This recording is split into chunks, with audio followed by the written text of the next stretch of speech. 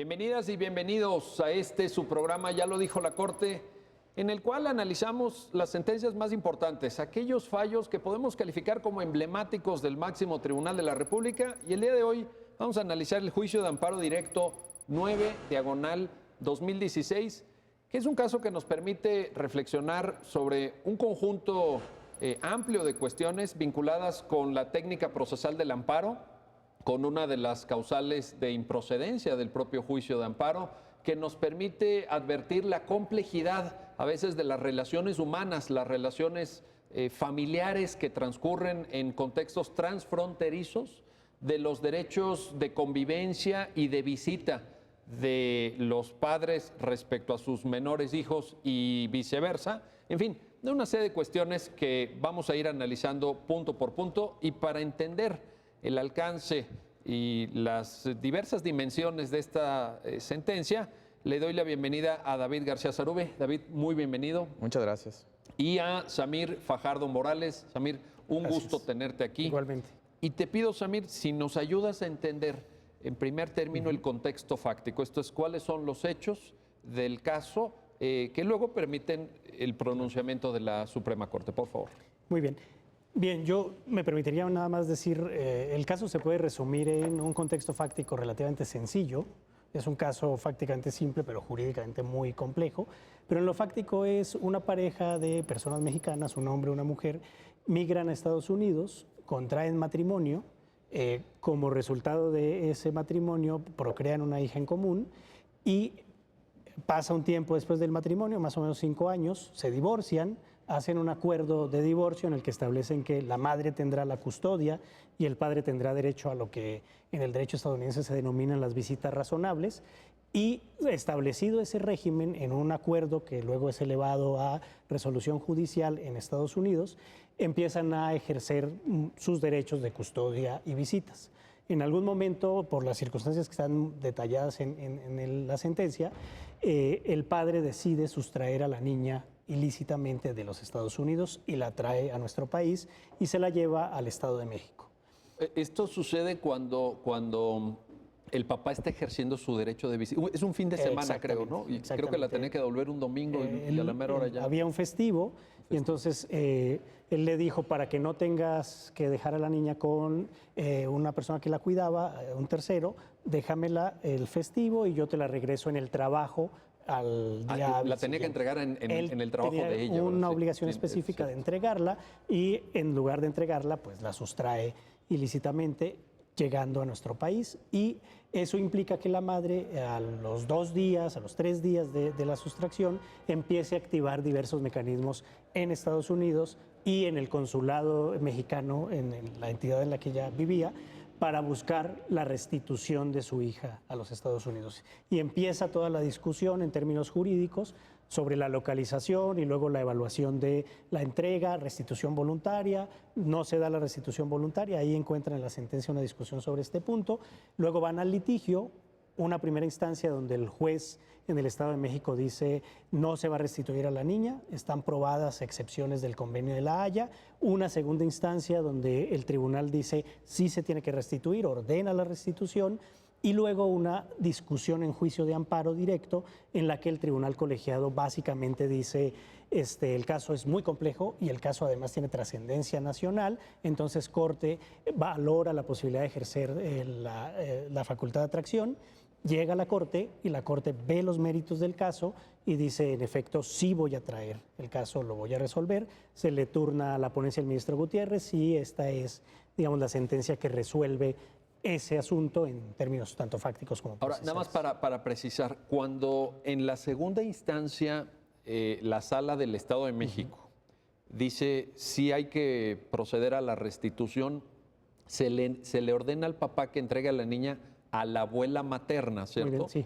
Y de esa forma se ejecuta, ¿no? Exacto. Entonces viene una de los temas hechos jurídicamente más relevantes, y es que la orden de restitución, como se le denomina a esa determinación judicial, tiene 2 niveles de cumplimiento. Le dice la Sala a Secretaría de Relaciones Exteriores, que como vemos quedó vinculada como autoridad responsable, y al juzgado, que es el ejecutor, digamos, por naturaleza, la autoridad ejecutora, les dice Paso 1, entréguenle a la niña a la abuela materna. Y paso 2, relaciones exteriores, apoya para que la abuela materna lleve la niña con su mamá a los Estados Unidos. En el Inter, una vez presentado el juicio de amparo, al día siguiente el padre solicita la suspensión provisional. Para efectos de interrumpir que no justamente se ese cumpla paso esa 1 y 2, ¿verdad? Exactamente. Entonces no lo hace inmediatamente con la demanda del juicio de amparo, sino al día siguiente.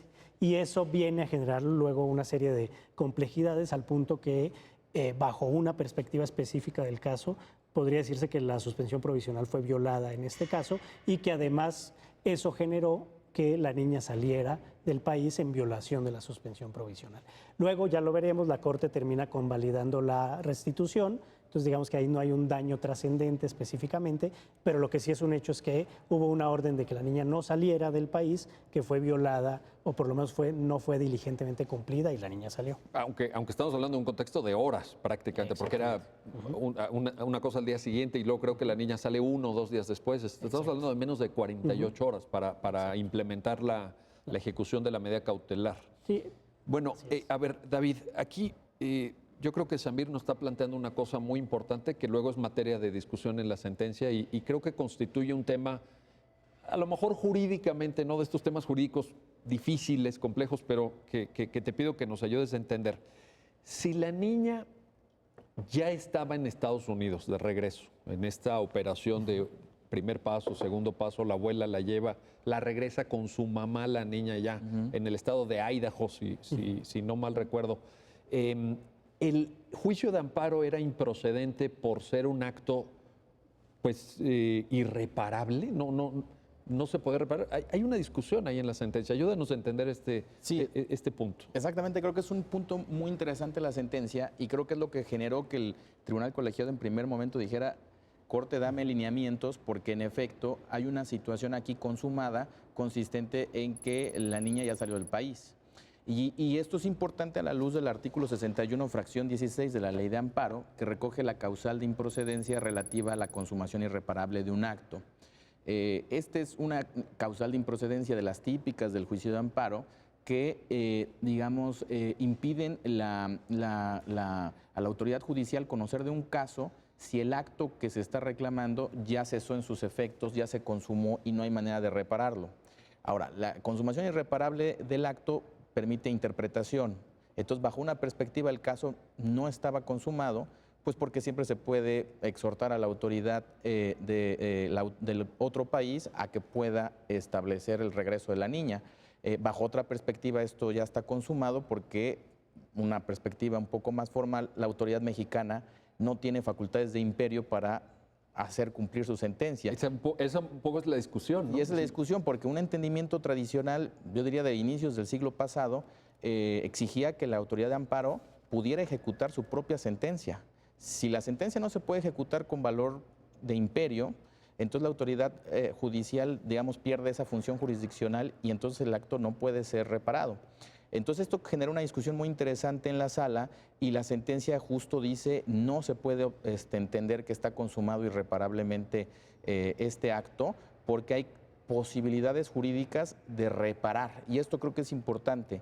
Creo que la sentencia permite entender que el juicio de amparo es un medio de protección de derechos humanos y que por tanto tiene que tener un efecto reparador y la reparación implica poder deshacer situaciones jurídicas que posiblemente en una concepción previa del juicio de amparo nos hubiera parecido muy difícil. Es más, mi pronóstico, si esto se hubiera resuelto antes de la reforma de junio de 2011 en materia de amparo, es que este asunto se hubiera sobreseído por consumación. Ahora, este asunto creo que debe entenderse inserto en un conjunto de precedentes de la Corte en la cual ha achicado el contenido de esta causal de improcedencia. Estoy pensando, por ejemplo, en arraigo. Eventualmente se decía que cuando una persona estaba arraigada y cambiaba de situación jurídica, estaba consumado irreparablemente porque ya se habían agotado los efectos de ese acto. La Corte en pleno hace algunos años dijo, esto no es así, el arraigo puede ser impugnado aunque la persona haya pasado un proceso penal y, en fin, ha habido ciertos casos. Otro ejemplo, por ejemplo, de educación, es en el que la Corte dijo, bueno, aunque los efectos puedan ser generales o podría haber un efecto colectivo y no solamente generado al particular, hay que darle procedencia al juicio de amparo. Entonces creo que este precedente se inserta en una línea de jurisprudencia donde la Corte ha dicho la consumación irreparable como cesación de efectos o cambio de situación jurídica deben de entenderse en clave de derechos humanos. Debe de buscarse el cómo sí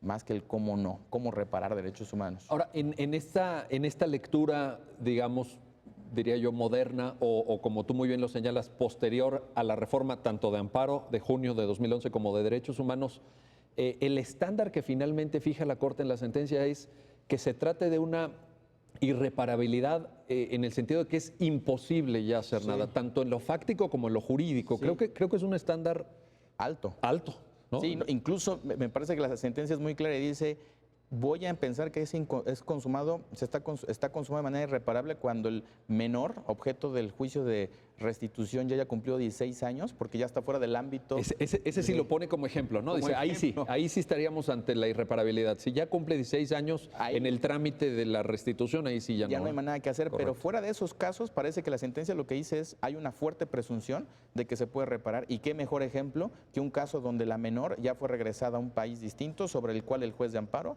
no tiene imperio. Entonces la sentencia de amparo tiene esa suerte de que puede estar sujeta a la voluntad del Estado respecto al cual se pide cooperación internacional para el cumplimiento de la sentencia. La sentencia está en buena medida basada en una convención internacional de 1980. ¿Por qué no nos cuentas un poquito más la óptica de esta convención, los propósitos? Incluso la sentencia dedica un buen número de páginas a temas de cómo se debe de interpretar, cómo se debe de aplicar. Si nos ayudas con esa reflexión. Por supuesto. Pones el acento en el tema fundamental, es ciertamente un tratado de cooperación jurídica internacional en una materia que tradicionalmente se circunscribe al derecho internacional privado y que tiene unas reglas de interpretación que beben de la lógica del derecho privado, ¿no? La discusión acá en este caso, y un poco para ir hilando sobre cómo el tema de la interpretación y del modelo del convenio de la Haya del 80 juega en torno al derecho constitucional mexicano, la interpretación va en el sentido de que el convenio de la Haya está subordinado a las reglas constitucionales de interpretación. Entonces, es un tratado de cooperación, es un tratado que, digamos, en lo más general, en la perspectiva jurídica, es un tratado sinalagmático, es decir, con derechos y obligaciones mutuas entre las partes. Entonces, si ustedes lo ven, de hecho, se descarta en la sentencia aplicar la Convención Interamericana de la materia. Que también hay, a ver, esto es muy, qué bueno que lo mencionas. A ver, entonces, esta que tú mencionas, la de la Haya es en el marco de la ONU. Así es. Y digamos, si se puede suscribir universal por un país en Asia, un país en África, nosotros en América, en fin. Pero también existe en la misma materia de la sustracción internacional de menores una convención interamericana. Pero esa, la sentencia La sentencia dice dos cosas respecto a la interamericana. Dice, uno, como es un tratado que requiere reciprocidad y una declaratoria explícita de reconocimiento de aplicabilidad, Estados Unidos no es parte en la interamericana, entonces es cierto, es que Estados Unidos no es parte, claro. No se puede utilizar. Pero también dice la sentencia algo importante y es, sin embargo, déjame ver, porque el párrafo primero del artículo primero de la Constitución establece que tenemos los derechos que estén en los tratados de los que México sea parte, y México sí es parte. Entonces, la pregunta explícita que hace la sentencia es, ¿hay algún derecho humano reconocido en los artículos que alega el quejoso en la Convención Interamericana? Luego aplica lo que se denomina un test de enfoque de derechos humanos con 4 elementos y llega a la conclusión de que no hay propiamente un derecho, por lo tanto descarta la aplicación y se queda con la Convención de Naciones Unidas, que a la fecha tiene 101 estados partes. Entonces, es un tratado que ha venido en casi 40 años ganando, digamos, participación muy interesante. Y daría un dato adicional. Hay 5 países que son, digamos, los usuarios más frecuentes de este convenio. México es el cuarto en el número de incidencia. ¿El cuarto? ¿De estos más de 100? De estos más de 101. De los más de 100 que forman parte, que han suscrito, ratificado el tratado, México es uno de los 4 más. El cuarto más. De más incidencia, digamos, en casos de sustracciones internacionales.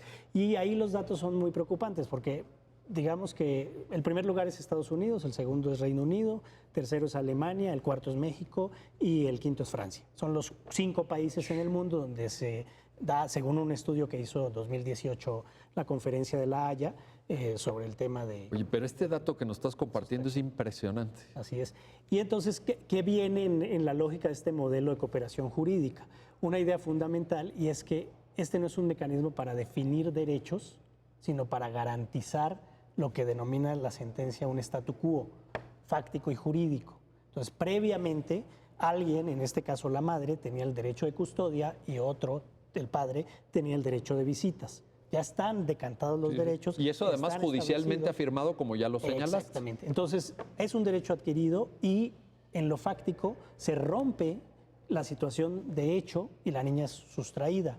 Entonces, por eso tiene esta doble dimensión de protección de statu quo. En lo fáctico, revertir la sustracción y en lo jurídico, mantener el ejercicio efectivo de los dos derechos de custodia y visita.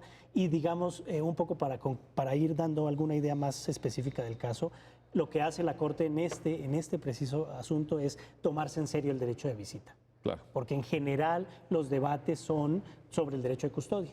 Bueno, porque en este caso el derecho de visita, pues tampoco está sencillo de ejecutar, pensando en el contacto transfronterizo, que también es digamos, es un tema relevante en el contexto de la sentencia y de la propia Convención de La Haya. Exacto, que volviendo al punto que planteaban hace unos minutos sobre la fracción 16 del 61, una de las premisas que establece la sala en este asunto es la irreparabilidad no tiene que ver con la dificultad de ejecutar la sentencia. Sí. Entonces la irreparabilidad es otra cosa, es que fáctica o jurídicamente no puedas. Sí, que sea imposible. Exacto. Hay una parte de la sentencia que menciona la palabra imposible, pero es cierto que esta es la conclusión a la que llega la sentencia. Pero sí hay que darnos cuenta de que, como tú dices, muchas veces a lo mejor algún juez pues no le ponía tanta atención o se soslayaba un poco este derecho de visita, pero hay que entender que el derecho de visita supone traer a la niña otra vez o que el papá vaya o implementar un sistema que al final la Corte lo deja un poco al acuerdo entre las partes, ¿no? En primer momento un acuerdo mutuo, digamos. E incluso, ya lo decían también ustedes, en la discusión sobre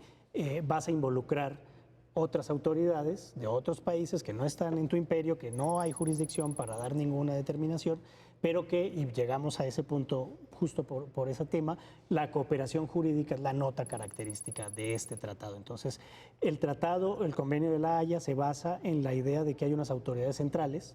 Por eso Relaciones Exteriores es autoridad responsable. Hay unas autoridades centrales en cada país, para Estados Unidos la Interpol, para México la Secretaría de Relaciones Exteriores, que se van a encargar de darle efecto útil al tratado. Entonces, en realidad ni siquiera sería que la Corte o en su caso la Sala del Tribunal del Estado de México le diera una orden a una autoridad extranjera, sino que más bien el mecanismo, el motor para que funcione la visita es instruyes, ordenas a la Secretaría de Relaciones Exteriores activar los mecanismos de cooperación, porque se basa indefectiblemente tanto protección de custodia como protección de visita en la cooperación. Si no hay cooperación de los dos países o tres, hay casos en donde pueden estar involucrados más de dos países, si no hay la cooperación jurídica, pues naturalmente no se va a poder garantizar ninguno de los derechos. Oye, Samir, a ver, nada más para la gente que nos está viendo, ¿podríamos explicar el concepto de autoridad central, digamos, en una suerte de traducción coloquial, como una especie de ventanilla única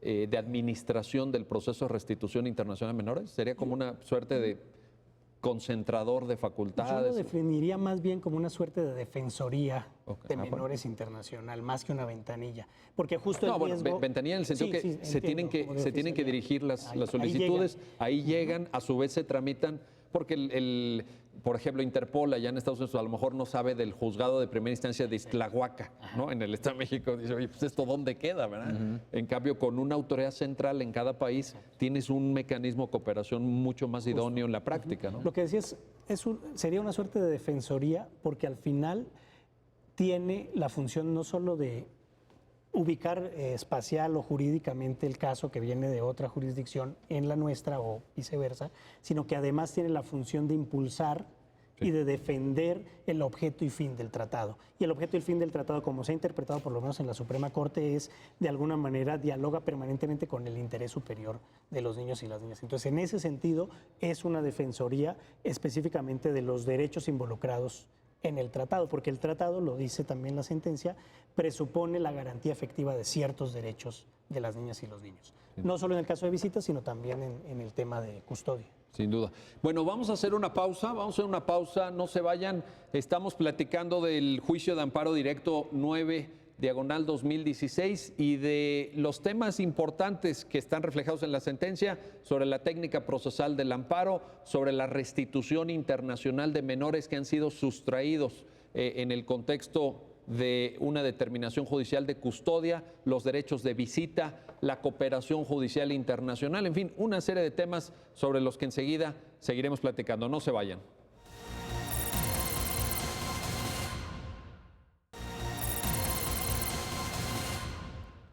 Ya estamos de vuelta, ya estamos de regreso en su programa, ya lo dijo la Corte. Estamos comentando el amparo directo 9/2016 y el tema derivado de un caso de restitución internacional de menores, del contacto transfronterizo, del derecho de visita, en fin, de una serie de cuestiones. Hay, sin embargo, y te quiero preguntar, David, hay una cuestión, pues también jurídica, de técnica jurídica, que empata un poco con el comentario que Samir hacía justo antes de irnos al descanso, al receso breve que hicimos, en relación a la Convención de La Haya. La pregunta sería, ¿es un tratado de derechos humanos? ¿Lo podemos considerar así? ¿Estamos hablando de derechos humanos o de un tratado, pues por ahí se mencionaba, de derecho internacional privado? Sí. ¿Qué podemos entender y qué consecuencias jurídicas derivan, ¿no?, de ahí? Sí, es una pregunta muy interesante porque debemos de recordar que es un amparo directo que se resolvió con facultad de atracción y esto quiere decir que la Corte asume jurisdicción plena para resolver todo el caso. Si puede resolver todo el caso, puede resolver temas de legalidad y temas de constitucionalidad, que son su especialidad. La Corte inicia, por tanto, diciendo que va a determinar cuál es el parámetro de control constitucional y la Corte dice hay que tomar en cuenta dos premisas. La primera premisa es que a partir de junio de 2011, el artículo primero incorpora a los derechos humanos en materia de derechos humanos reconocidos en tratados internacionales, de los que el Estado mexicano sea parte, con jerarquía constitucional. O sea, son constitución, ¿no? Digamos. Son constitución. Su fuente jurídica es infraconstitucional porque está establecido en un tratado internacional, pero con motivo de su contenido se incorpora como parámetro de control. Y si es parámetro de control, entonces es un tema constitucional, valga la redundancia. La segunda premisa es que la contradicción de tesis 293/2011, resuelta por el Pleno hace algunos años, dijo que estos tratados internacionales se tenían que interrelacionar con la Constitución y que tenían un mismo valor aplicativo a menos que hubiera una restricción. O sea que ya no es jerarquía. ¿Te acuerdas de esa discusión antigua que qué está por arriba, qué está por abajo, y luego tratados o las leyes, y luego leyes generales, o todo ese debate? Pues de alguna manera ya queda... Se superó por lo que respecta a derechos humanos, porque en la 293 se dice, los tratados internacionales de los que el Estado mexicano sea parte, que no contengan derechos humanos, se siguen ajustando a mi viejo criterio de que son norma infraconstitucional y no tienen jerarquía. Esto quiere decir que conforman parámetro de control de legalidad. Sí. Y aquí un precedente muy rápido de la primera sala, donde dijo en un caso que los convenios de eficacia de instrumentos notariales de Estados Unidos con México no es parámetro de control constitucional, sino que es de legalidad. Entonces, de ahí la pregunta, si este es un tratado internacional de derecho internacional privado, de cooperación internacional, como decía Samir, ¿se puede decir que forma parte del parámetro de control constitucional o no? Y la Corte responde afirmativamente. Dice, recuperando la contradicción de tesis 293, que es necesario pasar un test en este sentido. Y este test es material. Hay que contrastar el contenido del tratado internacional con el corpus juris de los derechos humanos de la Constitución y establecer si estos forman parte materialmente de un mismo catálogo. Entonces creo que el presente es relevante porque efectivamente un tratado internacional de derecho privado se incorpora como parámetro de control articulado alrededor del derecho humano al interés superior del menor. La Corte considera, y con el lenguaje de la sentencia, que hay un fundamento filosófico del contenido del tratado que se puede vincular a los derechos humanos, que tiene que ver con dignidad, con igualdad, con libertad, con autonomía, con no discriminación, y en este sentido se sujetan. ¿Por qué esto es importante más allá de la conclusión formal de que forma parte del parámetro de control? Esto es importante porque su contenido se interpreta a la luz de los dos postulados interpretativos del segundo párrafo del artículo primero de la Constitución. Si es parámetro de control constitucional, se sujeta a la interpretación conforme y al principio pro persona, y esto abre un mundo de posibilidades. Tiene enormes consecuencias prácticas. Uno puede derivar derechos implícitos, por ejemplo, y es lo que hace la sentencia, reconoce un derecho humano al contacto transfronterizo que no tiene un anclaje propiamente en el lenguaje, literalmente hablando, del tratado, pero se puede desprender a partir de estos postulados de interpretación pro persona y conforme, que no podría hacerse si no se le reconociera primero un parámetro de control constitucional. A ver, y sobre eso, Samir, te pregunto, yo creo que David ahorita nos está planteando un tema de enorme relevancia y no un tema teórico, un tema práctico. Hay, por tanto, un derecho humano, es decir, esta sentencia está reconociendo un derecho humano de contacto transfronterizo y si lo hay, ¿cómo debemos entenderlo? Porque evidentemente se aplica a un caso concreto, se trata de amparo, es un control concreto, etcétera, pero pues de aquí se despliegan una serie de consecuencias hacia el futuro. Sí, yo creo que la respuesta puntual es sí, sí hay uno, digamos que dos derechos que se reconocen con el estatus de derechos humanos, pero déjenme hacer nada más una pequeña contextualización claro que fáctica. sí, por favor. En este caso concreto, la niña se va a Estados Unidos, Sí. regresa con la mamá, que es quien tiene la custodia y quien tenía mejor derecho para decidir dónde vivía o no la niña. Pero queda en la discusión ese conjunto de relaciones directas con el padre y con la familia del padre. La abuela paterna la crió de los 2 años, 2 meses a los 4 años y medio, y ahí había una relación de cuidado que se vuelve a romper con la nueva, digamos, sustracción, diríamos incluso con violación de la suspensión provisional. Sale bajo una lógica que es una crítica al propio sistema de cómo se opera la restitución, y es que se entrega. No hay un proceso preparatorio, no hay un trabajo psicosocial con la niña para decirle, bueno, va a haber un cambio, como si fuera una mercancía, cambia de país, un día al otro, y cambia de familia, cambia de cuidadores. Muy delicado. Entonces, esto que es estás todo un tema, señalando. ¿no? Ese es un tema. Y entonces la pregunta de fondo era, ¿la niña tiene o no? Porque más allá del foco tradicional, el padre contra la madre peleándose y quién gana y quién pierde el juicio, es la niña con derechos frente al padre, con derechos frente a la madre, y entonces el derecho que se encuentra que existe en el tratado, en el artículo 21 con un desarrollo amplio, es el derecho de visitas. El derecho de visitas que se refiere en el artículo primero como parte del objeto y fin del tratado, pero que se le da un contenido específico en el artículo 21. Y entonces la pregunta en este test del enfoque de derechos humanos es si hay un derecho subjetivo. Entonces la Corte dice, evidentemente, este es un derecho subjetivo que lo puede reclamar por vía judicial incluso la niña o el padre o la madre que sea privado del ejercicio de ese derecho de visitas. Y entonces la Corte hace algo en este caso, que es ir a la Convención de los Derechos del Niño y valorar ese derecho de visitas a partir del artículo 9 de la Convención. Y empieza a evaluar y empieza a tejer el parámetro de regularidad y a decir claramente el derecho de visitas que está en el tratado es un derecho que encuentra una clara fundamentación en los derechos específicos del artículo 9. ¿Qué dice el artículo 9? Palabras más, palabras menos. Nunca separes a un niño o una niña de sus padres. Tiene que seguir conviviendo. Exacto. O sea, el divorcio, el estatuto jurídico de la unión conyugal de sus padres no tiene por qué afectar o en lo mínimo posible, ¿no? Y lleva una secuencia lógica el artículo 9. Dice, a ver, premisa 1, no separes. Premisa 2, si es necesario separar porque hay que tomar una decisión, pues puedes separarlo, pero tienes que cuidar en todo caso, que el contacto se mantenga. Y el párrafo 3 del artículo 9 te dice, en aquellas hipótesis donde tengas que definir dónde va a vivir el niño o la niña, tienes que garantizar contacto permanente y directo. Entonces, está el derecho de visitas que, leído conforme a la Convención de los Derechos del Niño, alcanza el estatus de derecho humano para los efectos del primero. Es un derecho humano. Es un derecho humano. Y luego, el artículo 9 de la Convención de los Derechos del Niño habla de la convivencia como derecho convencionalmente reconocido.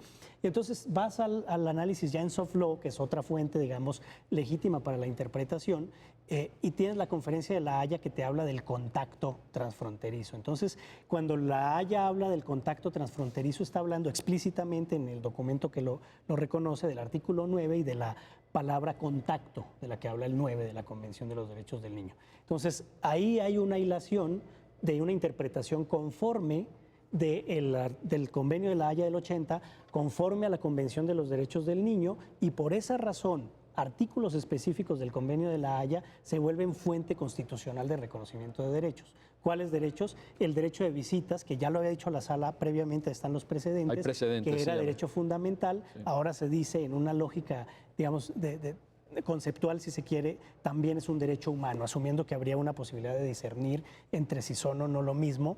La Corte dice, pues es para los efectos conceptuales del primero, le vamos a llamar derecho humano.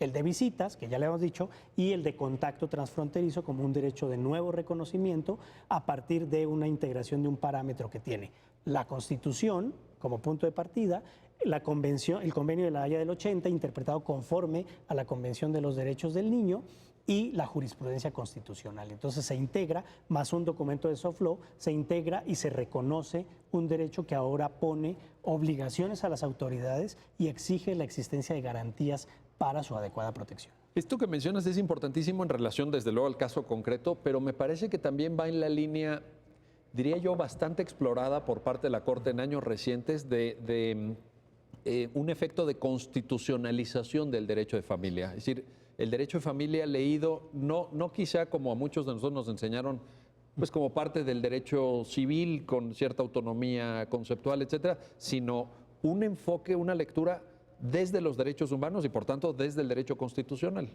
De acuerdo. Es una transmutación ahí importante, creo yo, de fondo, ¿no? Y esperada además, ¿no? Diríamos que la perspectiva es que en tanto que nos tomemos en serio el principio de supremacía constitucional, la constitucionalización de todas las dimensiones, áreas del derecho debería ser una realidad en construcción, pues. Y yo creo que esta sentencia lo pone de manifiesto. David, a ver, vamos a regresar un poquito al tema fáctico del caso. Los argumentos del papá. El papá se opone y da una lucha que dura años. Estamos hablando de un proceso que pues aquí en el programa hemos resumido, hemos intentado de alguna forma explicar en sus puntos esenciales, pero que en la realidad duró años y el papá todo el tiempo sostiene, primero no se tenía que regresar, la niña tenía que estar aquí en México, la niña es mexicana y una vez que regresa la niña, de todas formas sigo insistiendo para que me la restituyan. ¿Cuáles son esos argumentos? Sí, ¿Cómo lo articula? Eso es interesante porque el litigio se entabla con el reconocimiento del padre que él sustrajo a la menor y su argumentación es, pero estuvo justificado. Y el primer argumento que da es que por razones de salud familiares se tuvo que regresar a la ciudad a México. De urgencia, creo. De ¿no? urgencia, Creo que dice me tuve que regresar de urgencia y no pude entonces, arreglar los trámites para poder hacerlo de manera correcta. Y ya estando en México da razones que permitirían decir que hay una excepción justificada a la obligación de restituir a la menor que están reguladas por la Convención. Y estas son, en primer lugar, y posiblemente la más utilizada, que ya esté integrada al ámbito familiar, ¿no? Sería una primera. En una segunda es que hubo oposición o se constata una oposición de la menor a ser restituida. Una tercera sería que hay elementos que podrían poner en peligro su integridad si ella regresara, y en cada una de ellas el padre dice se actualizan estas excepciones. Entonces se dan estos alegatos en el litigio y lo que hace la sentencia para resolver el punto es dar un lineamientos jurisprudenciales de interpretación. Y creo que esto es muy importante. La primera conclusión que hace la sentencia es: ya dije que la Convención de la Haya es parámetro de control constitucional, por tanto lo voy a interpretar a la luz de los derechos humanos, y en este sentido lo que yo anclo, dice la primera sala, a la obligación de restitución es una presunción en favor del menor objeto del proceso de que es en su mejor beneficio o en beneficio de su interés superior que se le regrese, ¿no? Entonces, eso permite justamente entenderlo que sea parámetro de control. Entonces, la Corte dice, si es una presunción juris tantum, y en ese sentido admite prueba en contrario. Es lo que te voy a decir. ¿Qué significa juris tantum? Es esta que, digamos, es derrotable, ¿no? Es derrotable, el juez ante la falta de elementos presupone algo y es, por tanto, carga de las partes demostrar que esa presunción no se da. Y en este caso lo que dice la primera sala es, hay una presunción de restitución si se demuestra que hubo una sustracción, y en este caso el padre lo confiesa, lo acepta. Bueno, y estaban los documentos de la Corte de Idaho también, que sí, ya judicialmente ya había estado fijado. Estaba demostrado por todas partes, entonces no acreditó una causa legal de transporte de la menor. Y con base en esto la sala dice, pero ¿cómo voy a valorar todos tus argumentos? Y la Corte dice, esta presunción de restitución es parte de una regla general qué es el objeto y fin del tratado, que es lograr la restitución, como decía Samir, de un status quo jurídico y fáctico. Esa presunción opera como regla general. Las excepciones que establece la Convención deben de entenderse en ese sentido como restricciones, y de acuerdo a la interpretación de las reglas y las restricciones deben de tener una interpretación restrictiva, solo bajo... Muy estricta, muy limitado, ¿no? Tiene que acreditarse con los mayores elementos posibles y, digamos, lo que dice la sentencia es, ante una duda o ante una indeterminación probatoria que no permita generar una convicción fuerte, el juez tiene que restituir. Esa sería la regla.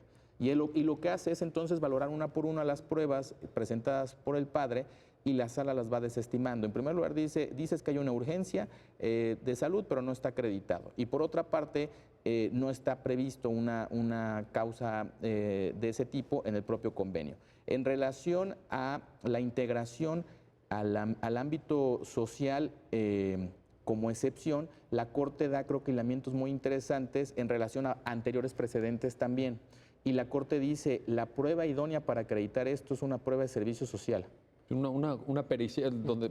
Una pericial donde un perito va y hace un estudio sociopsicológico donde se demuestra si la menor está integrada, ¿no? Y esto es importante porque la sentencia dice, no basta una adaptación por parte de la menor, lo que importa es una integración. Y lo que dice la sala que este es un concepto jurídico de evaluación.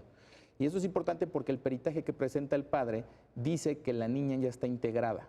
Pero lo que dice la sentencia es, esa afirmación del perito está sujeto a una evaluación por parte del juez a la luz de sus derechos humanos. A ver, esto es muy importante, detengámonos aquí. ¿Quiere decir que el sentido del peritaje no es asumido por la Suprema Corte como vinculante necesariamente, sino sujeto a valoración probatoria también? Así es. Esto creo que es un matiz importante, porque claro, en materia de valoración de peritajes uno piensa que el perito, digamos, esa es la construcción del diseño, el perito es experto, y en ese sentido la conclusión del perito se toma con el mayor valor probatorio posible. Pero aquí la Corte nos hace una serie de, digamos, de matices o precauciones, ¿no? Hay que verlo con cierto escepticismo, dice la sala, porque la conclusión del perito tiene una mezcla de elementos psicológicos, sociales, con elementos normativos. La integración no puede ser entendida como adaptación, y esto parece que es esencial.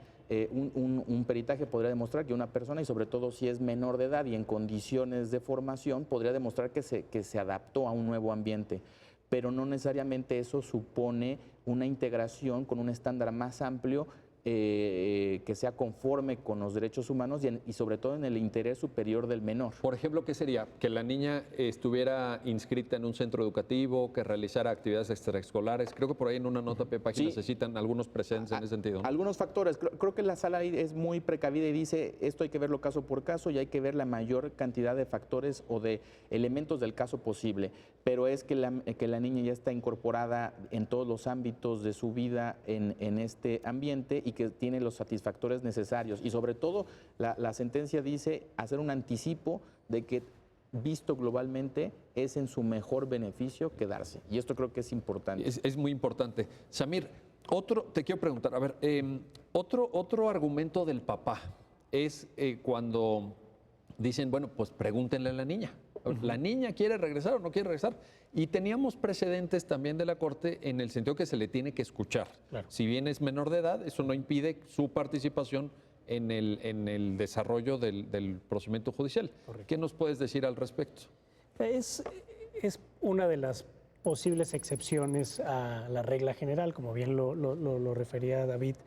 El criterio más amplio es, la regla general es restituyes, y hay unas excepciones que son un listado cerrado que está en los artículos 12 y 13 de la Convención, y una de esas posibles excepciones, que además se comportan como una restricción también a la garantía efectiva del derecho, es que la niña se oponga teniendo la edad y el grado de madurez suficiente. O sea que hay también oponerse. Ahí dentro de este supuesto hay algunos matices. Exacto, que hay que el propio tratado te pone un estándar de análisis de la oposición. Entonces, lo decían también ya previamente, aquí hay una regla general en una presunción juris tantum que se puede desvirtuar, pero la Corte lo dice con toda claridad, la carga de la prueba es de quien alega la excepción y dice más la Corte, debe ser un estándar alto probatorio. Entonces debe haber una convicción plena del juzgador de que en efecto hay una oposición clara, libre de vicios, sin manipulaciones,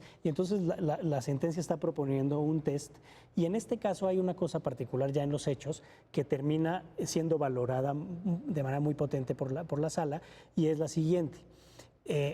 Cuando le preguntan a la niña por qué no quiere quedarse y no quiere regresar, y quiere quedarse, ella dice que no quiere porque le teme a su mamá, porque su mamá le ponía películas de Chucky y que la maltrataba. Una película de terror, ¿no? Exacto. Sí. Y dice otra cosa a la niña, así como en un relato muy espontáneo, le dicen, ¿y tú cómo llegaste a México?, le pregunta la psicóloga. Y dice la niña, yo llegué porque mi mamá me aventó en un lugar donde había maquinitas. Entonces la sala dice, a ver, momentito, en la prueba básica, en la propia defensa del padre, está probadísimo que él la trajo. Y le preguntan a la niña, ¿y tú cómo sabes que tu mamá te aventó? Y dice, porque mi papá me dijo.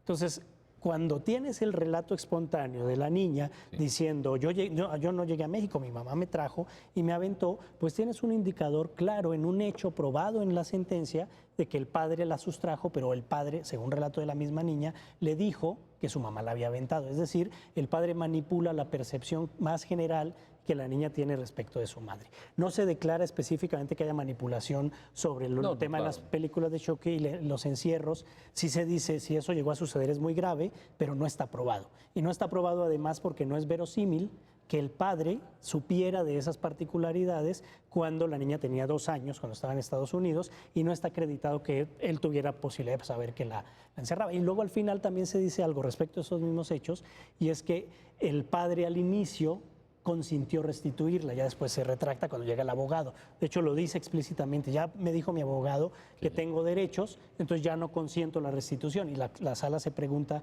al final, en la valoración probatoria, dice, en principio él sí veía plausible que la niña regresara.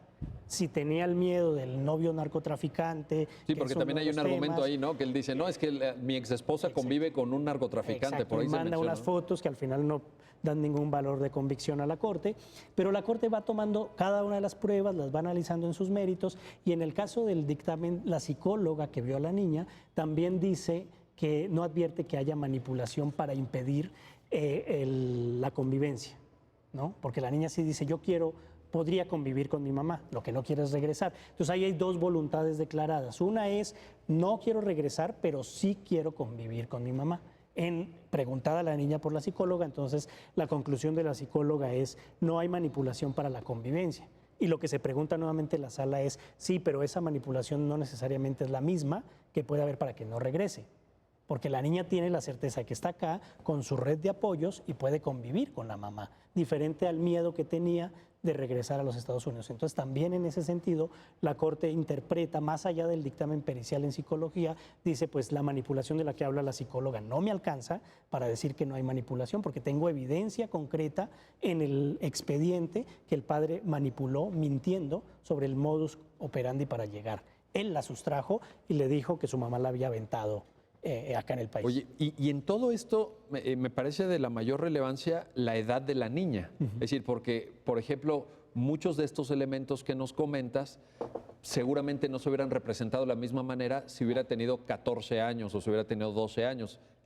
Una niña de 4, relatando a lo mejor cuestiones que le pasaron cuando tenía 2 años, pues ahí también hay un... El estándar es, y creo que vale la pena dejarlo asentado con claridad, es un estándar de autonomía progresiva, ¿no? Y válidamente se puede valorar por un psicólogo el mejor interés y la voluntad incluso de un niño o una niña de muy corta edad. En el propio comportamiento, en lo que dice, en lo que no dice. Ahí hay unas formas de valorar la opinión y el interés, ¿no? Que no necesariamente las palabras son las que comunican exactamente la opinión o el interés del niño o la niña. Pero ciertamente, a partir del estándar de autonomía progresiva, en el primer caso, y ahí aprovecho para hacer un paréntesis, en el primer caso en el que la Corte, la sala, habló de este tema de visitas y contacto transfronterizo, no fue el amparo directo 9, sino uno previo, que es de la misma ponencia, que es el ADR 6293, también del 2016. Y en ese caso fue la hipótesis contraria. Quien sustrae fue la mamá, viene de España a México y el padre pide restitución, dice aplíquese la regla general y la sala le dice pues está aprobada la excepción. Y la excepción fue justo los niños, uno de 15 y otro de 9. Pero fíjate la diferencia de edad. Deciden Uno de 15, quedarse. pues ya no es lo mismo. Que Entonces la sala dijo, adminiculado, digamos, analizado en conjunto todo, dice, y además está por cumplir 16, y además están en el club, y además toman clases de tal cosa, están en la escuela. En este caso, la niña estaba permanentemente en casa bajo el cuidado de la abuela. Tenía una integración, pero tenía una integración en el núcleo familiar, no en la sociedad. Por eso el concepto de integración, que era un poco el tema previo, no era un concepto abierto a interpretación de la trabajadora social, sino un concepto jurídico del tratado. ¿De qué habla el tratado? Cuando dice integración, no es la integración en un núcleo familiar, sino la integración a un contexto social. Y la sala dice, tache, el dictamen no me alcanza y la valoración de todas las pruebas. Y ahí de nuevo pone en esta cuestión de si la pericial, ¿no?, es discutible o no es discutible, por más que la rinda un experto, un especialista. Exacto. Bueno, déjenme hacer una pausa. No se vayan, regresamos enseguida porque todavía nos faltan muchos temas de esta sentencia que, como ustedes ven, tiene una riqueza muy importante de cuestiones, de reflexiones, de asuntos que se proyectan incluso en otros casos que la Corte más adelante, los tribunales en general, tendrán que resolver. No se vayan, regresamos enseguida.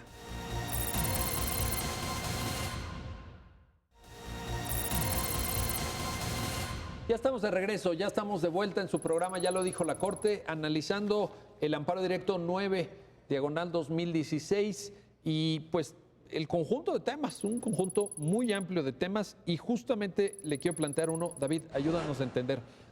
La Convención de La Haya, muy en la lógica del objeto y fin que ya Samir mencionaba, establece la obligación de los estados parte de diseñar un procedimiento, pero un procedimiento de restitución internacional de menores, pero que tenga una cierta característica de celeridad. Digamos, aquí el tiempo importa, lo digo coloquialmente, ¿no? ¿Qué nos puedes aportar al respecto? Sí, eso fue un punto relevante de la sentencia y creo que se puede ver desde dos perspectivas, desde la perspectiva procesal y también desde la perspectiva sustantiva de cómo interpretar el derecho. Desde la parte procesal, como decías, la Convención dice hay que hacerlo a través de los medios más rápidos. Y lo que interpreta aquí la sala dice cuáles son esos medios cuando estoy analizando un amparo que proviene de un juicio ordinario iniciado en el Estado de México.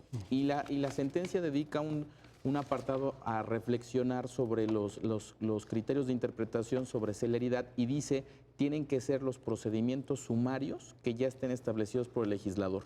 Esto es importante porque la Corte no ordena al legislador diseñar un procedimiento con ciertos aspectos. Que tampoco lo contempla la Convención. Que tampoco la Convención no te dice, tiene que ser... ¿no? Así es, que sería uno de los silencios, como decía Samir, si había un silencio sobre lo que pasa cuando se determina que hay una restitución y qué pasa, cómo se recepciona por parte del otro Estado y hay un silencio que hay que llenarlo jurisprudencialmente, lo mismo sucede sobre cuáles procesos van a instaurar este tipo de pretensiones. Y la sala dice, para mí es suficiente que haya procedimientos sumarios en jurisdicción ordinaria.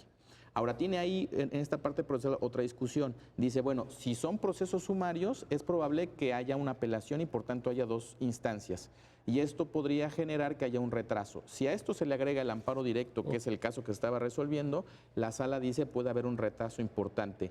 Esta consideración es relevante porque la sala dice tienen que ser procesos sumarios en vía ordinaria, lo más expeditos que sean, y la celeridad no me va a llevar a negar la procedencia del juicio de amparo, a pesar de que materialmente sea una tercera instancia, ¿no? Aunque ya sabemos que el juicio de amparo no es una instancia, pero materialmente son 3 pisos que hay que subir para poder tener una sentencia definitiva. Y la sala lo justifica en los siguientes términos. La celeridad tiene que venir impulsada desde el proceso sumario ordinario y cuando llegue el amparo directo, el tema es de derechos humanos. La Corte justifica la intervención del juez de amparo como un juez preocupado por los derechos humanos del menor y la posibilidad de resolver la litis con su integridad. Tan es así que incluso la sentencia introduce no solo el tema de la restitución, sino de un régimen de visitas y contactos transfronterizos que se introduce como un elemento de condena que no había establecido la sala responsable resolviendo en apelación. Esto es por la parte de la celeridad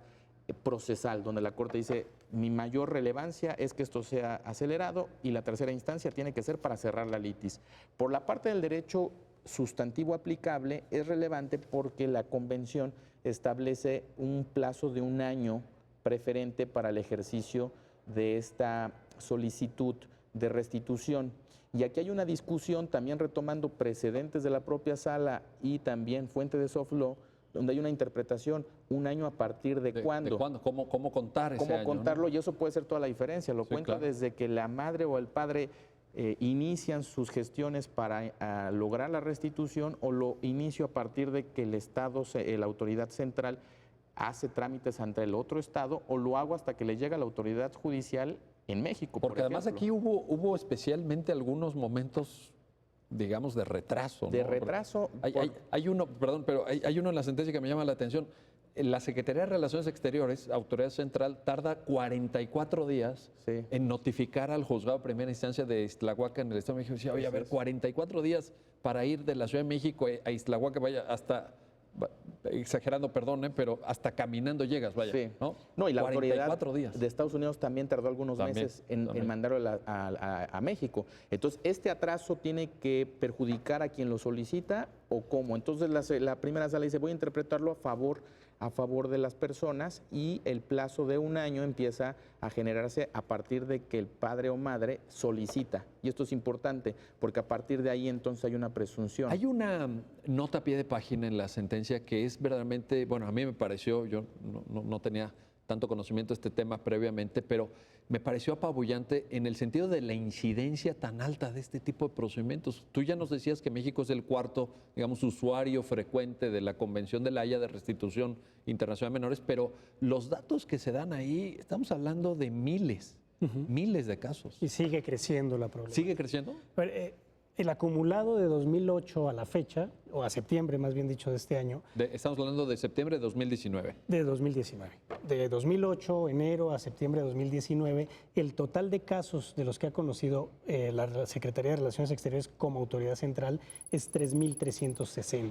3.360. Y el número dice mucho, pero si vemos el número de niños y niñas vinculados, estamos hablando de cerca de 4.750 niños y niñas relacionados con esos procedimientos a lo largo. A mí me parece que es muchísimo. Y es un dato, porque al igual que en derecho penal hay cifra negra, aquí también hay cifra negra.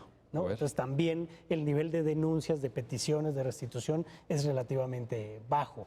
Hay varios datos estadísticos muy relevantes, pero yo tomando el tema de los datos, diría que deben ser analizados con perspectiva de género. Una de las dificultades de este convenio es que pone sobre la mesa una confrontación que permanentemente está en las materias de derechos humanos entre garantismo y eficientismo, ¿no? Esta tensión entre 6 semanas, porque el tiempo que tiene por tratado la autoridad o las autoridades mexicanas resuelven 6 semanas. Y está bien, porque tiene un sentido la restitución rápida para establecer el statu quo y evitar que se integre a la sociedad y que sufra el nuevo cambio, etcétera. Eso entendido está como mal. violación de derechos, lo que tú necesitas hacer es que cese la violación. Pero cuando tienes casos en donde la mayoría de quienes sustraen son mujeres y en general esas sustracciones pueden tener que ver con actos de violencia familiar que viene huyendo la mujer, porque este es el caso de la minoría de los casos, la mayoría son mujeres las que sustraen. Entonces, este porcentaje... ¿Casi un 70% quizá? Casi un 70% de los casos. Y otra particularidad a nivel estadístico es que el 80% de nuestros casos es respecto a Estados Unidos. Entonces, aunque pareciera un tema mundial, es un problema bilateral que tiene que leerse también en el contexto de nuestra política migratoria y de nuestro esquema de cómo se está dando la migración. En los últimos meses, en los últimos 2 años, más bien dicho, han salido del país cerca de 700,000 personas.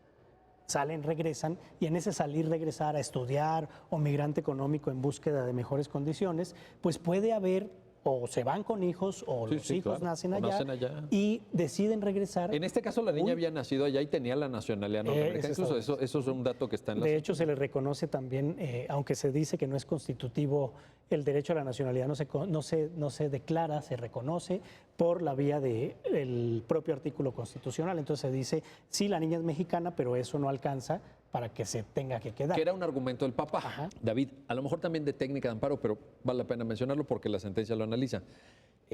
La Secretaría de Relaciones Exteriores como autoridad responsable en un amparo directo. Digo, normalmente en amparo directo uno señala como autoridad responsable una autoridad judicial, ¿no? Sí. Porque es la lógica del amparo directo es combatir laudos, sentencias definitivas o resoluciones que ponen fin al juicio. Sí, ¿Cómo aparece Relaciones Exteriores de aquí? Sí, es una peculiaridad de la sentencia y fue una discusión que se dio desde el inicio. Incluso la Secretaría de Relaciones Exteriores vino a la Corte y dice: yo no soy autoridad responsable, desvincúlame del proceso. Y la razón es esa, la regla que todos aprendimos, que el amparo directo es contra autoridad judicial. En todo caso se puede reconocer autoridad ejecutora, pero también es autoridad judicial al juez de primera instancia encargado de la ejecución de la sentencia.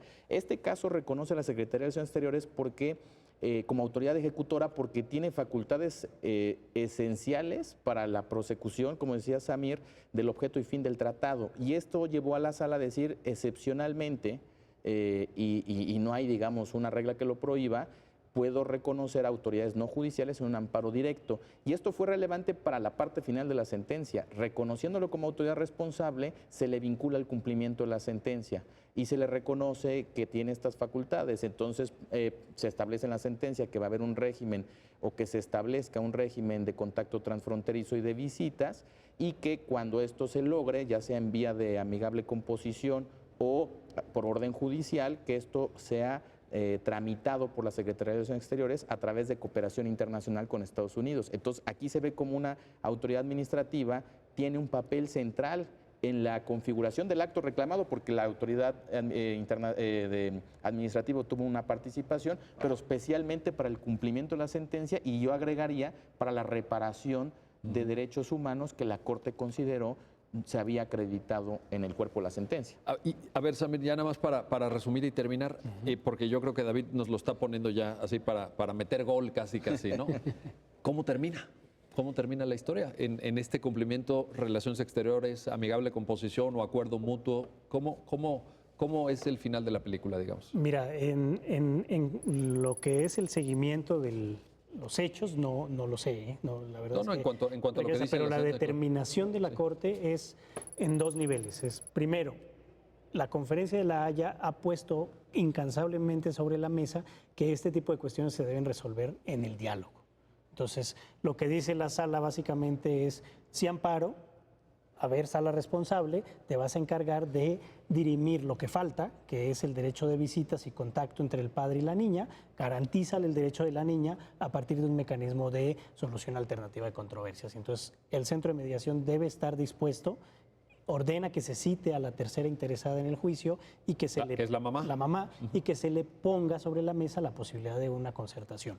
Y dice la sala: si se logra un acuerdo, te pido por favor, porque ya estaba la posibilidad ahí construida en la propia sentencia, que solicites por medio de la Autoridad Central de Estados Unidos, la Interpol, que se decrete una orden espejo en el Tribunal de Estados Unidos para que se asegure el cumplimiento allá y acá. Entonces, jurídicamente tienes dos tribunales supervisando el cumplimiento a través de un mecanismo poco utilizado, pero muy potente, que es este de las órdenes espejo, que sobre todo en materia internacional familiar son buenos mecanismos que luego no se tienen a la vista. Y dice la sala: si no se llegara a una solución por acuerdo, te ordeno, Relaciones Exteriores, que inicies el procedimiento en virtud del mismo tratado, ahora para garantizar el derecho de visitas de la niña respecto de su padre.